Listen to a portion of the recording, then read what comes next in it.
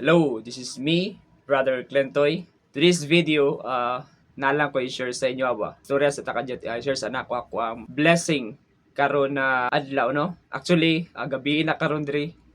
Alas 11 na. And then nalang ko i-share sa inyo whether kung uminaw mo or dili, it's up to you. Kung di ka ganahan, pwede na mo skip. Kung gusto ka, padayon lang dia, stay lang dia. And then ako i-share sa inyo ba. Kaganiya buntag, pagmata na ko mga alas 5 sa buntag kay actually mag-uban ko og police ministry dito sa Kugon with Brother Craig Stedman. And then pagsaka na ako gay ganina sa taas nya naglingkod po ko ito ba while gahulat ko dito sa taas shop. Unya tingala ko na ay ming labay nga tao nya tanaw kasi sa ako tutok kay siya ba so. Nya pagkataw-taw na miyo siya na, uy, Bani, ikaw man din na Bani. Anak ko na, uy, Angelo, ikaw man din Angelo. Kunya, kay kada magod siya nga tao gun.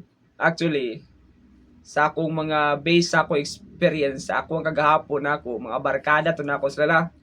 Kunya, mo na ikauban ako sa na, magbul kami, mga awats.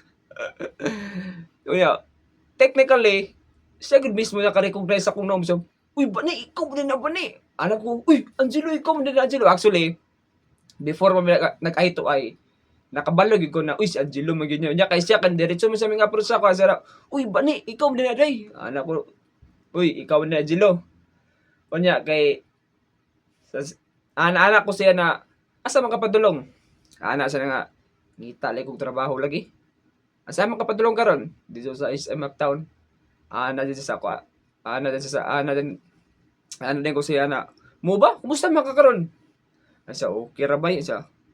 Wa jud ko magdahom ni iba na makita ta.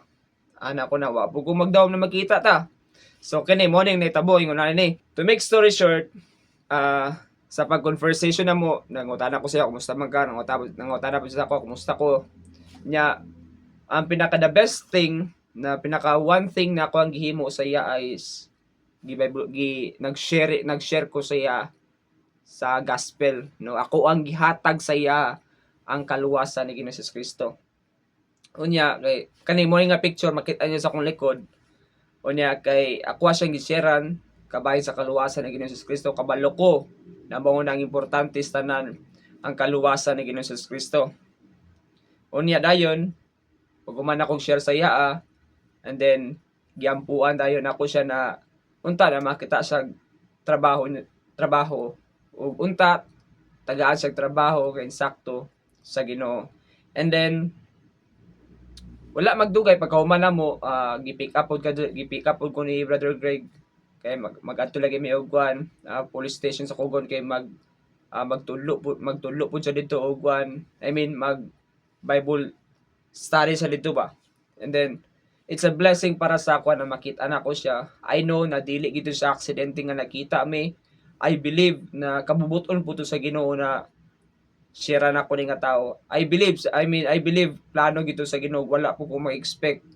And then dili ko makatuuban nakita mi. Sa yun ang kalas na mo kita murag mga since 2013 man siguro.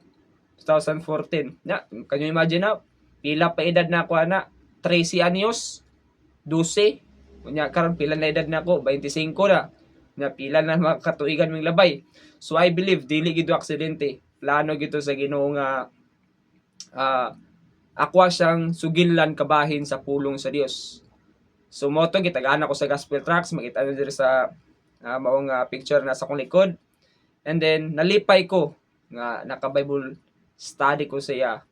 And nagpasalamat ko sa Ginoo dako as good example sa mga kauban ako. Yes, before I'm very like kawanat. Di na mag-isgot ana, but ako ra maingon salamat sa grasya sa Ginoo. Tungod sa grasya sa Ginoo, iya akong giluwas ug iya akong gibago ug dalaygon si Ginoong Kristo na akong bugtong manluluwas. Amen.